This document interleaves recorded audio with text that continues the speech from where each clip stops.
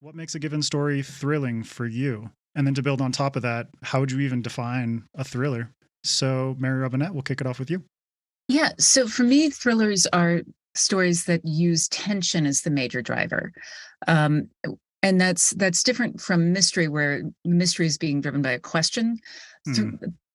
with the thriller, it's frequently you know the answer, you know who the bad guy is. It's that tension of how our storyline is going to interact. Where is the danger going to come from? So for me, thrillers are primarily defined by continuously escalating tension. Yeah, I like that. And we're definitely going to get into that structural stuff a little bit later on. But Jane, do you want to share your take as well? Um, in my mind, I tend to differentiate between science fiction as a genre and a science fiction thriller. And for me, what that means can be boiled down to one word, which I think is plausibility.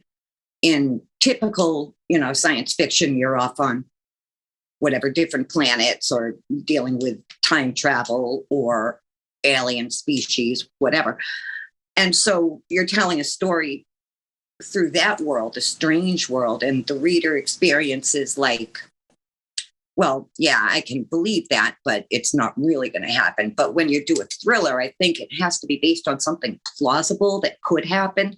And I think just that ramps up the tension for the reader anyway, because you're dealing with something scientific or technological that could almost happen.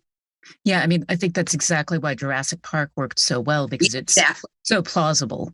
Yeah. This is interesting though, because Nia, her debut novel is secondary world, it's a far future sort of, distant planets with blood magic type magic system and stuff like that. But at the same time, you do manage to bring in these thriller elements. I'm curious, Nia, what's your take in terms of what makes a story thrilling for you, but also to kind of speak on what Jane has been talking about?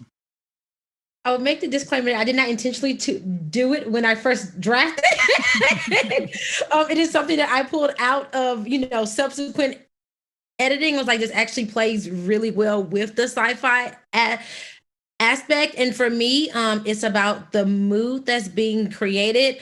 And so when I read thrillers, I'm drawn to them because they elicit like fear and like suspense and anticipation and twistiness, that some of the twists I can see coming. Some of them I'm like, oh my God, I did not predict that. But the fun is in trying to predict, I think, the route that it's going to take, and then being surprised, or even being like, haha, I knew it. And so that's definitely what I was looking to grasp when I tried to blend thriller aspects into the blood trials. That's very cool. And I love how you bring up that surprise element, because not only is there a surprise for the reader, but there is also surprise for the writer when they have that holy shit moment where it's like, this story just took a turn and I'm no idea it was going to go there, but that makes the story so much more exciting, because if there's tension and suspense in the writing process just as much as in the reading process, I think that's beautiful. Beautiful. And Sylvain, what about you? I don't know. To me, a good thriller is something that sort of creates this weird contradiction where I'm terrified bad things are going to happen, like things I'm actually going to profoundly dislike, and yet I want to keep reading until they do eventually happen. Other than that, I guess I agree with everything everyone said before. But yeah, there's something about not sort of like expecting bad things to happen, not wanting them to happen, and yet just being sort of drawn into reading more until eventually the thing you didn't want to happen sort of jumps at you. Yeah, it's like the rope that you just slowly tighten around the reader as you pull them along and be like, I'm just enticing you with every page. And speaking of weird stuff that drags you through a narrative, James, give me your take as well. So I think there's a difference between things that are thrilling and thrillers.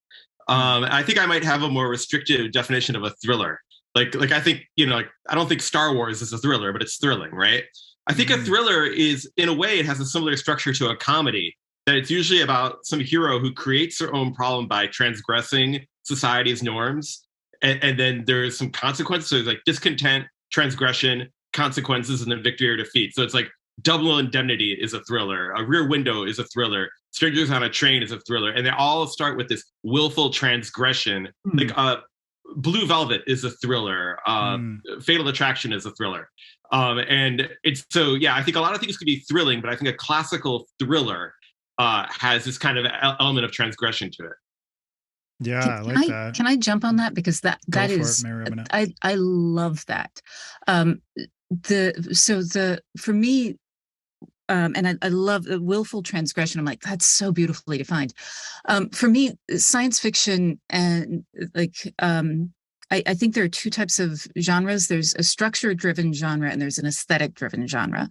And thriller to me is a structure-driven genre. There are certain beats that you have to hit. The ones that Nia was talking about. Sorry, Nia or Nia. I was Nia, but it's okay. My brain was like, no, that was the wrong vowel. What Nia was talking about, and it's a place where I actually do differ from Jane in that like science fiction can happen anywhere, but it's about the aesthetic of it. Science fiction as a whole doesn't have a genre; it can happen anywhere, and that's part of why it's so easy to map it on to a structure-driven genre like a thriller. And I think what you're talking about with that willful transgression is just a brilliant breakdown. Like that's it's not mine. It's my friend Matt Bird. He thought that up. So let me give credit to him. Matt Bird, you are brilliant. Thank you for that. And he also made up had a codicil to that, which is that a thriller structure is similar to a comedy.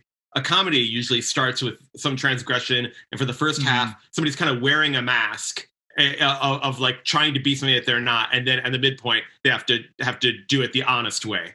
And I think a thriller is not like that. For the first half, they're kind of enjoying that transgression, and for the second half, they're kind of getting punished for the transgression. There's a thing that Howard Taylor, I'm not sure where he got it from, but he talks about an element of comedy is that it is a benign violation. There's and you just made me realize, the difference is in a thriller, that violation is not benign. Yeah. But Blue Velvet is not a benign violation. Yeah, not compared to like a Matthew McConaughey comedy or something like that. Right. It's exactly as you explain it. It's like, oh yeah, he gets to that turning point and he has to do things honestly. Yeah.